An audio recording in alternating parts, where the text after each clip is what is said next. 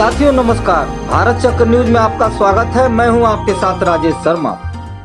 सामंती समाज से आधुनिक उद्योगों और समानता पर आधारित लोकतांत्रिक समाज बनने की भारत की यात्रा की शुरुआत औपनिवेशिक काल में ही हो गई थी। यह वह काल था जब आधुनिक उद्योगों के उदय से एक कर्मचारी कामगार वर्ग उभर रहा था। लॉर्ड मैकाले की शिक्षा संबंधी पहलों से उस शिक्षा प्रणाली की नींव पड़ी जिसमें एक उदार खुला समाज बनाने की क्षमता थी और जिसमें अधिकारियों की अवधारणा भी अंतर्निहित थी। सामंती, अर्ध सामंती और ऐसे ही अन्य समाज में आम लोगों के अधिकारों की अवधारणा ही नहीं होती थी और वे समाज के निम्न वर्ग पर राज करने के उच्च वर्गों के दैवीय अधिकार पर आधारित होते थे। इस दौरे में वो ताकतें उभरी जिनसे समाज के उभरते हुए वर्गों के अधिकारों को अभिव्यक्ति मिली।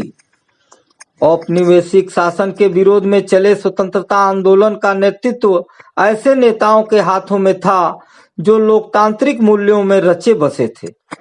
सरदार पटेल, महात्मा गांधी, जवाहरलाल नेहरू, मौलाना अब्दुल कलाम आजाद और सुभाष चंद्र बोस ने उन मूल्यों को अभिव्यक्ति दी जिनमें लोगों के अधिकारों की धारणा अंतर्निहित थी। उन्होंने आंदोलन में भागीदारी की व्यक्तिगत तौर पर बड़ी कुर्बानियां दी। इसका एक उदाहरण था ज्योतिराव फूले, जिन्हें थॉमस पेन की पुस्तक राइट्स ऑफ मैन से प्रेरणा मिली। आम्बेडकर जॉन डेवी के प्रबल अनुयायी थे जो लोकतांत्रिक मूल्यों से ओतप्रोत थे। हाल ही में प्रधानमंत्री श्री नरेंद्र मोदी ने अधिकारों को महत्वपूर्ण बनाने के लिए लॉर्ड मैकाले की आलोचना करते हुए पारंपरिक ज्ञान प्रणाली की वकालत की और अधिकारों के बजाय कर्तव्यों पर जोर देने को बेहतर बताया। यहाँ यह देखना दिलचस्प होगा कि मोदी जैसे अन्य लोगों और उनसे मिलती जुलती मुस्लिम लीग दोनों ने अस्त होते राजाओं और नवाबों के मूल्यों को अभिव्यक्ति दी। मोदी का हिंदुत्व प्राचीन काल का महिमा मंडल करता है जिसमें धर्म केंद्रीय तत्व था, जिसके बारे में हिंदुत्व के पैरोकारों का दावा है कि वह अत्यंत महान था। धर्म मतलब धर्म द्वारा नियत कर्तव्य।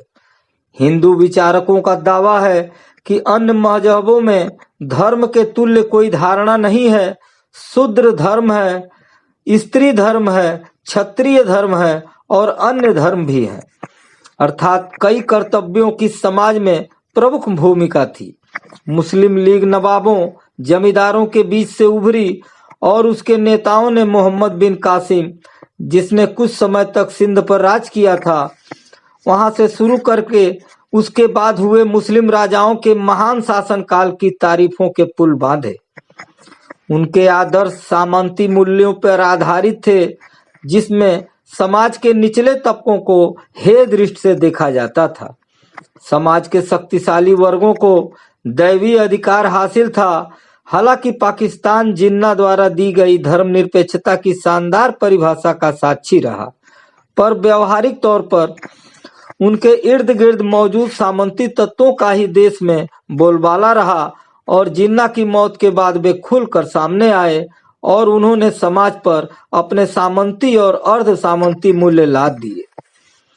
जैसे जैसे भारत में हिंदू राष्ट्रवाद प्रबल हो रहा है, हमारे राष्ट्रीय आंदोलन और संविधान में अंतर्निहित अधिकारों की अवधारणा का हिंदुत्व राजनीतिक द्वारा धीरे धीरे अवमूल्यन किए जा रहा है।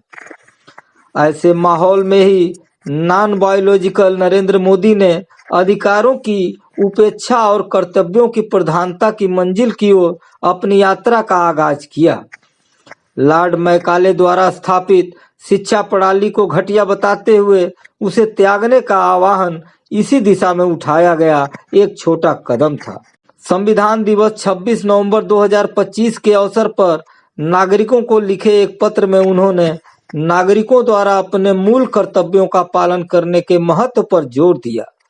उन्होंने कहा कि इन कर्तव्यों का पालन एक सशक्त लोकतंत्र, देश की उन्नति और 2047 तक विकसित भारत बनाने के उनके सपने को पूरा करने के लिए आधारभूत आवश्यकता है।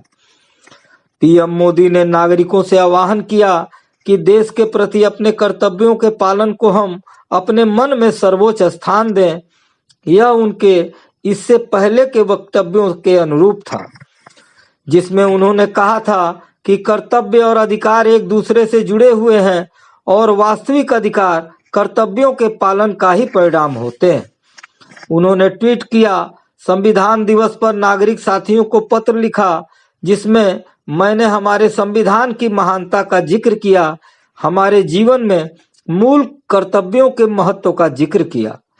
श्रावस्ती दास गुप्ता ने लिखा, हालांकि यह पहली बार नहीं था कि मोदी ने नागरिकों के कर्तव्यों पर जोर दिया और यह सुझाया कि कर्तव्य और अधिकार आपस में जुड़े हुए हैं।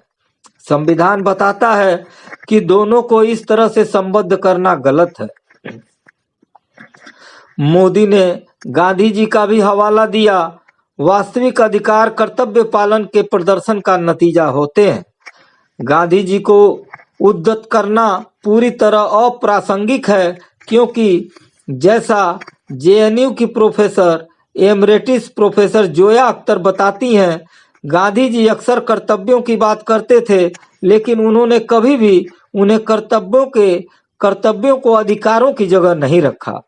उन्होंने कभी यह नहीं कहा कि कर्तव्य अधिकारों से ऊपर है। उनकी दृष्टि में कर्तव्य एक नैतिक पथ है, मगर मूल अधिकार अनिवार्य है और शासन द्वारा उनकी रक्षा की जानी चाहिए। गांधी जी की नजर में कर्तव्यों के प्रति प्रतिबद्धता किसी भी तरह से अधिकारों को कम नहीं करती। प्रसंगवश अधिकारों की अवधारणा पर जोर देने वाले कई कदम यूपीए सरकार 2004 से 2014 के दौरान उठाए गए थे। इनमें से पहला एक और बड़ा था सूचना का अधिकार, जो लोकतंत्र की जड़ों को मजबूत करने का एक तंत्र था।